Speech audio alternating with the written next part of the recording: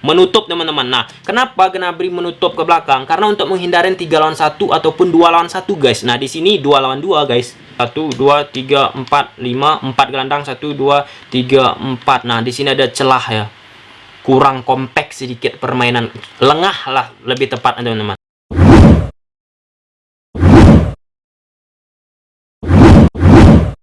Kaigat ulang coba-coba. Nah, teman-teman, kali ini kita bakal membahas pertandingan klasik di Bundesliga, Liga Jerman, yaitu pertandingan Borussia Dortmund menghadapi Bayern Munich. Ini pertandingan yang berlangsung beberapa hari yang lalu, teman-teman. Nah, analisis taktikal ini, teman-teman, atas kerjasama dengan Football Scrutiny Video dan merupakan kerjasama yang sudah disetujuin antara aku, teman-teman, dan Football Scrutiny itu sendiri, teman-teman. Nah, di sini kita bakal membahas apa yang dilakukan Borussia Dortmund pada pertandingan tersebut dan apa yang dilakukan oleh Bayern Munich. Kita langsung melihat grafis yang kita sajikan.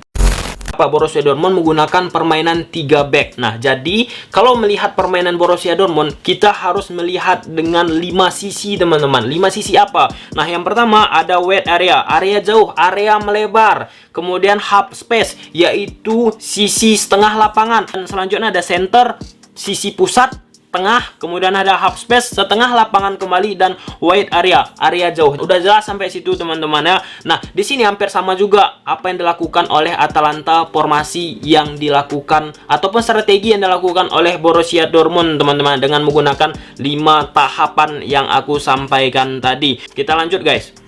Nah, di sini teman-teman apa yang dilakukan oleh Borussia Dortmund? Borussia Dortmund memanfaatkan sisi wingback in wide area. Maksudnya teman-teman, wingbacknya bermain memanfaatkan sisi lebar lapangan Borussia Dortmund, baik itu di sisi kiri, baik itu di sisi kanan, teman-teman. Di setengah lapangan half space, teman-teman. Nah, di sini dimainkan 2 center back, yaitu 2 back dan 2 back. Nah, disinilah pusat yang sangat-sangat penting untuk menghentikan permainan Borussia Dortmund. Pusat yang mana? Yaitu half space, setengah lapangan. Karena ketika kiper melakukan serangan, yang bakalan melakukan build up pertama kali itu antara ini, teman-teman, antara 1 pemain, 2 pemain, dan paling terakhir 3 pemain. Dan ini, teman-teman, yang sangat-sangat penting yang harus dihentikan oleh lawan ketika menghadapi Borussia Dortmund. Karena Borussia Dortmund tadi aku ingatkan kembali menggunakan 5 tahapan, baik itu kanan ataupun kiri ya. Wide area kanan, half space kanan, maksudnya area jauh kanan, area melebar kanan, setengah lapangan di posisi kanan, center tengah ini, teman-teman. Kemudian ada half space, wide area lagi, area jauh. Nah, sampai situ udah jelas ya. Dortmund menggunakan double pivot, 1 pemain, 2 pemain, dan striker tunggal di depan, yaitu ada Haaland. Pada pertandingan itu nanti ada lanjutannya, teman-teman. Nah, jelas ya, teman-teman, apa yang dilakukan oleh Borussia Dortmund menggunakan wide area, half space, dan center. Di sini, teman, kita lanjut ya.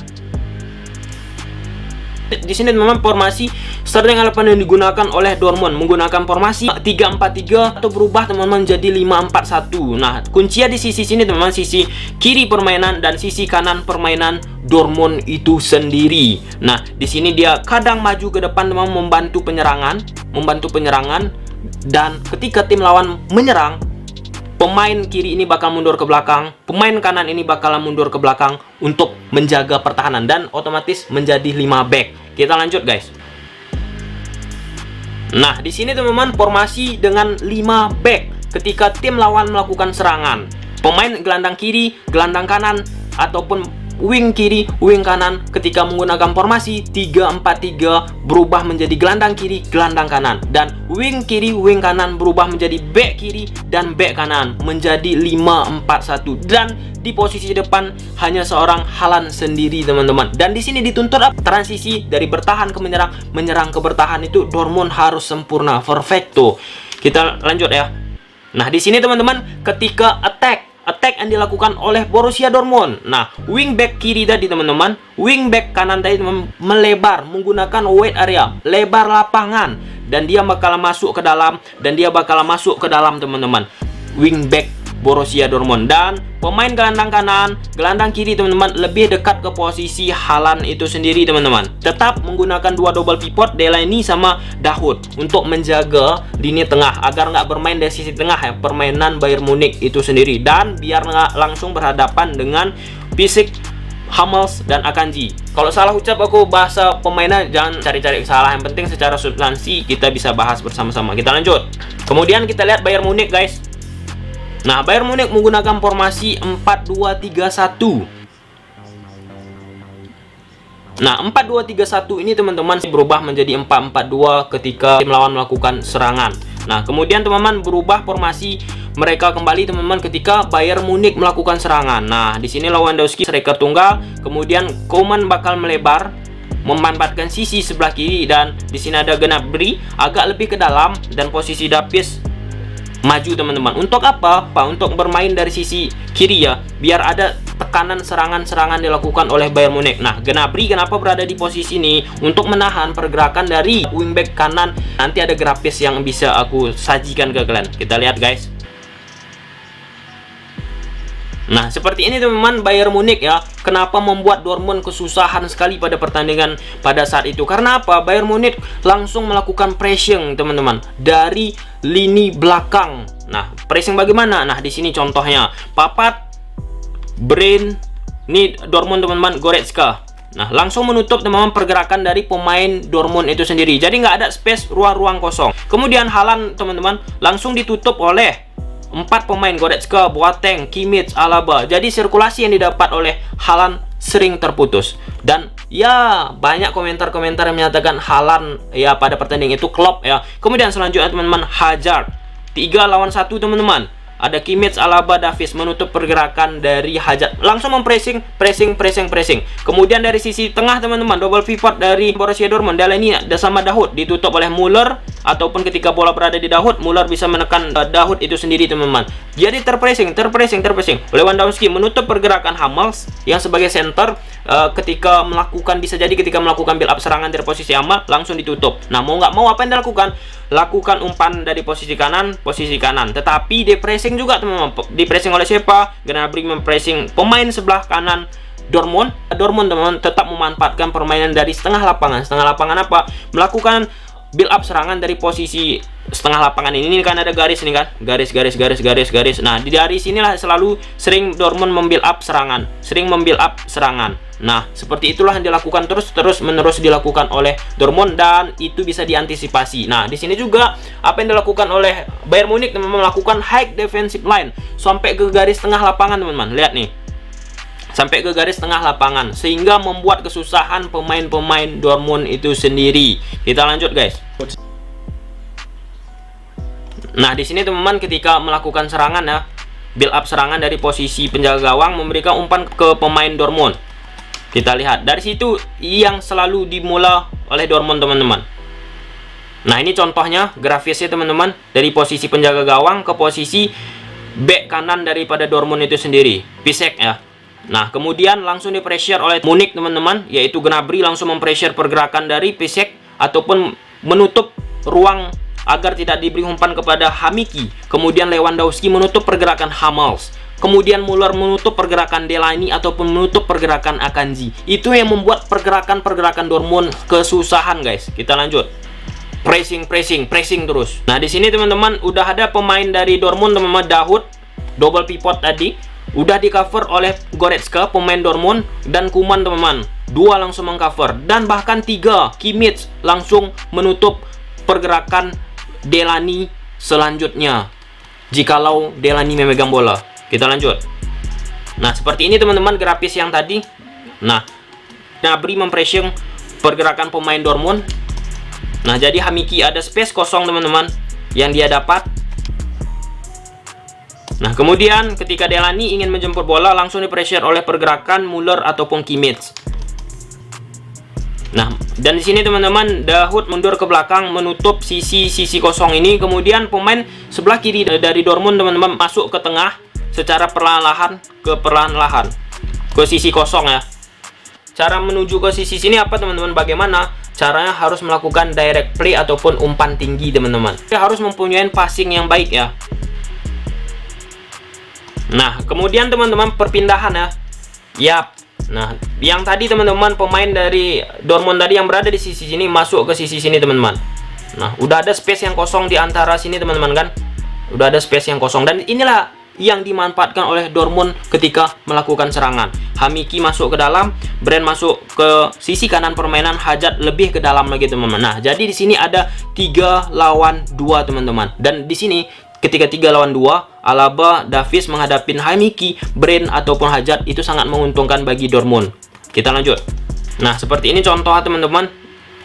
Dilakukan umpan dari pemain Dortmund, langsung direct ya ke posisi Brand teman-teman. Karena di sini nggak bisa Delaney di cover oleh Muller, Kimmich, bahkan di sini sudah ditekan oleh Gnabry itu sendiri teman-teman. Nah, di sini sedikit tertarik ya Davies, Kimmich bergerak masuk ke dalam.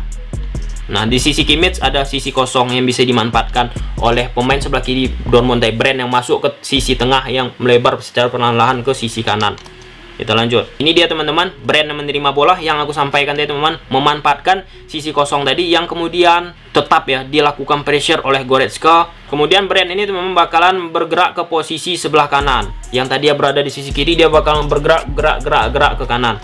Nah, kemudian teman-teman Davies ini dia bakalan nggak menekan pergerakan Brand, nggak mempressure. Nah, dia bakal mundur untuk menjaga pergerakan Thorgan Hazard. Nah, jadi kan kosong nih, bisa diakselerasi oleh pergerakan Brand yang masuk ke sini. Kita lanjut.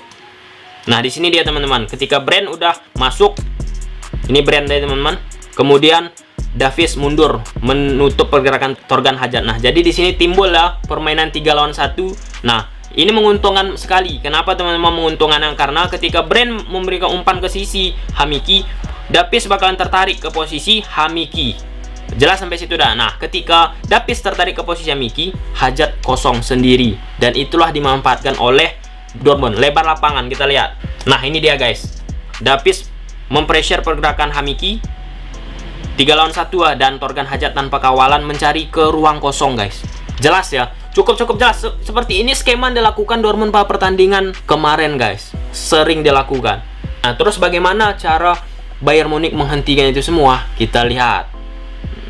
Nah, jadi cara Bayern Munich menghentikan permainan sisi melebar kiri ataupun kanan Dortmund itu seperti ini teman-teman. Dengan memanfaatkan high defensive line, menggunakan BM maju sangat ke depan teman-teman garis pertahanannya. Kemudian teman-teman Muller, Lewandowski langsung mempressure, baik itu double pivot dari Dortmund. Kemudian teman-teman dari sisi gelandang, Gnabry, Kimmich, Goretzka, Coman menutup ya semua pergerakan itu.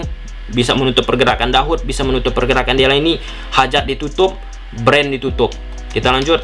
Nah, karena sering banget dari sisi lebar lapangan teman-teman, dari sisi kanan ya kecolongan sering. Nah, inilah yang dilakukan oleh Bayern Munich. Mengubah teman-teman dengan apa? Gnabry lebih sedikit membantu pertahanan. Kita lanjut, lihat.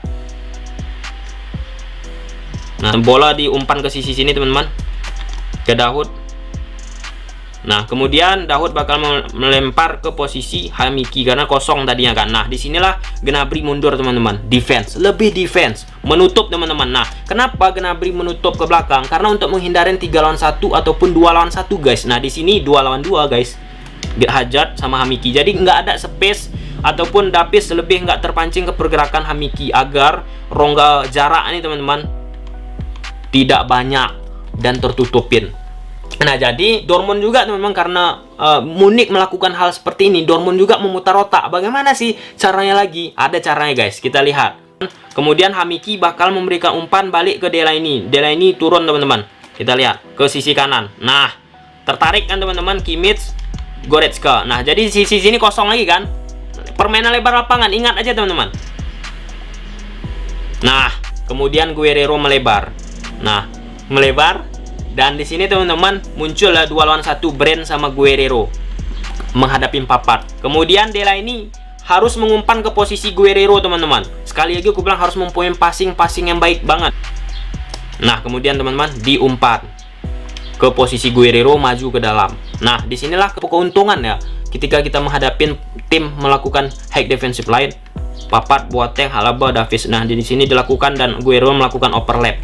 Masuk bolanya guys, bisa jadi peluang. Dan itu yang dilakukan oleh Dortmund teman-teman. Nah, seperti ini teman-teman, dari posisi Hummels, Guerreiro masuk ke tengah memancing si pergerakannya guys. Karena Brand melebar ke posisi sebelah kiri guys, dari posisi sini memancing guys, macam pergerakan Bayern Munchen. Bola ke posisi Guerreiro teman-teman. Di sini teman-teman posisi Hamiki bakal masuk teman-teman, mengambil posisi tersebut karena terpancing ke posisi sini teman. Compact permainan dari posisi Bayern Munich, compact merapat ke tengah, Jadi sisi kanan Dortmund nih di posisi Hamiki dilempar bola tersebut guys. Nah di sini teman-teman Hamiki dapat bola 2 lawan 1 guys ya. Nah di sini teman-teman kembali cara selanjutnya, Hamiki memberikan umpan ke posisi pemain Dortmund. Nah kemudian permainan lebar lapangan lagi, Guerreiro teman-teman masuk ke posisi sebelah kiri, melakukan overlap. Dan seperti yang aku sampaikan tadi ya, tetap dilakukan seperti itu. Kalau misalnya nggak bisa dari sisi kanan, balik ke posisi tengah, kemudian melebar ke posisi kiri. Seperti itu, tetap melakukan permainan lebar lapangan. Nah di sini teman-teman 5 lawan 4 teman-teman pemain Dortmund, 1 2 3 4 5 menghadapi 4 pemain Munich, 1 2 3 4. Nah kemudian teman-teman ketika melakukan perpindahan bola tadi teman-teman, ketika diterima oleh Guerreiro, Dortmund bakal menghadapi 3 lawan 1. Satu pemain Dortmund menghadapin hanya papat seorang, dan ini menguntungkan. Dan skema tetap sama teman-teman, seperti posisi fullback kanan tadi bermainnya Dortmund tadi, tetap sama teman-teman skema yang dilakukan oleh Dortmund. Seperti ini dia teman-teman, papat tertarik ke pergerakan Guerreiro yang udah maju ke dalam tadi, dan di sini Brand sendiri tanpa ada tekanan pressure teman-teman, dan di sini banyak celah-celah kosong, dan itulah yang diharapkan oleh Dortmund sendiri teman-teman. Kemudian melakukan shot goal, dan kita lihat golnya ya. Ketika Munich membuild up serangan 5 back, 1 2 3 4 5, 4 gelandang, 1 2 3 4. Nah di sini ada celah ya, kurang kompak sedikit permainan, lengah lah lebih tepat teman-teman, lengah. Given a let up on the pressure. Nah di sini teman-teman lengah, dan di sini dimanfaatkan ya kelengahan. Lihat teman-teman, jeber. Jadi kesimpulannya apa? Dortmund kalah karena permainan Dortmund sudah terbaca dari sisi kanan, sisi kiri permainan itu sendiri. Yang kedua, Dortmund bermain melebar. Yang ketiga teman-teman, kontra strategi yang dilakukan oleh Bayern Munich cerdas. Dengan apa? Dengan melebihkan pemain ke posisi belakang, dengan memanfaatkan Gnabry lebih defense ataupun posisi kanan Bayern Munich itu sendiri teman-teman. Jadi Bayern Munich juga ada beberapa kali menggunakan 5 back dengan memanfaatkan gelandang untuk mundur ke sisi flank kiri, flank kanan untuk menutup pergerakan permainan melebar dari Dortmund itu sendiri. Nah kalau suka kan video ini, udah tahu apa yang harus kalian lakukan. See you the next video guys, bye.